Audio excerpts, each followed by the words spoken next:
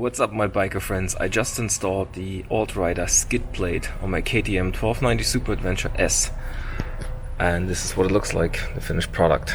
I took the black skid plate because it just fits better with the overall appearance of the bike. I have the black version of the Super Adventure S, and I'll show you in the next few minutes how the installation is done. It's pretty easy. The hardest thing is probably getting the foot pegs back on again and getting that spring back in.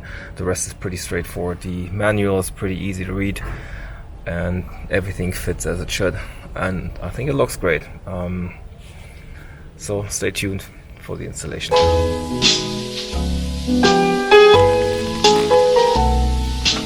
So this is what came in the box with the Altrider Skid Plate. It's the skid plate itself, it's the manual of course, and then we have mounting hardware. These will go where the foot pegs are. These are the front mounts, and then a bunch of hardware to mount the skid plate with. I already started removing the foot pegs and the old skid plate. So this is what it looks like with the foot peg removed. That's still on the center stand. What the skid plate looks like. I got the black one, just kind of fits better with the bike. It's anodized aluminum, and then you see the old engine guard, the piece of plastic. So it's pretty big. Not sure how heavy it is. Maybe 2-3 kilograms, I would guess. And remove the bolts from the crash bars to the, I believe it's the engine mount. So that's where the skid plate's gonna mount. The right foot peg mount removed. You can now see how this is supposed to fit. So the set comes with 3 of these long bolts. 2 of them will actually go where the crash bar is up front. Then the 3rd long one is going to go to the rear mount of the left side. And then optionally you have the shorter one that goes into the empty threaded hole. In my case, you have to use 2 of these washers to give it enough space. So the bolt goes in here, and then you add the 2 washers, kind of bridge the gap. There's a bit of a space there, and when you do that, you're good to go. It comes with 2 new screws to mount the foot pegs. These are the old ones, so you can tell obviously they're longer to allow for the extra space that the mounting bracket needs. So it should be easy. Thread lock all the threads and then put them on the right and the left side. Thread locker, this is the, what kind is that? The blue kind. The blue thread locker.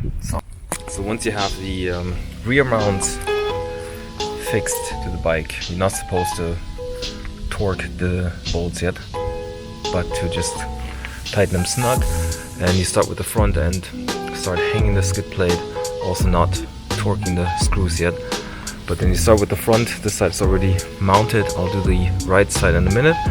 And then you have these 3 holes here, those 3 holes on each side, and there are supplied bolts to go into the bottom of it. They mount flush with the bottom of it.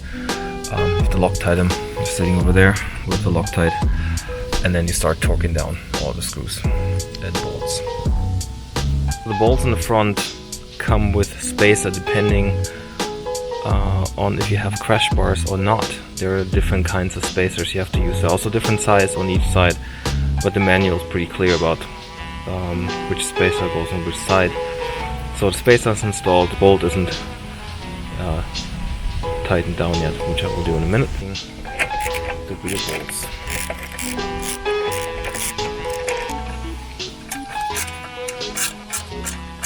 So I'm going to start torquing the 6 rear bolts with 10 Newton meters.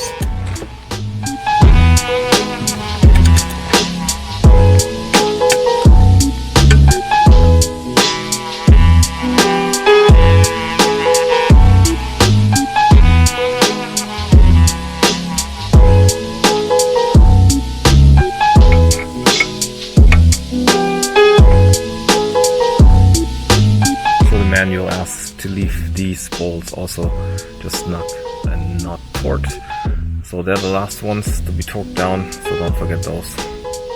So the hardest part of this whole install is actually getting the foot pegs back in. As you know, they're spring loaded, and so what I did is I just wedged the spring with my thumb against the foot peg and kind of squeezed it against the foot peg mount, and then stuck a screwdriver in from the bottom of it. And now I'm gonna put the bolt back in from the top and just slightly remove the screwdriver. Hopefully the bolt will sit in and the spring will be in place. So that's the plan. So don't forget these guys. That safety pin needs to go in there. This is what it looks like with the finished product.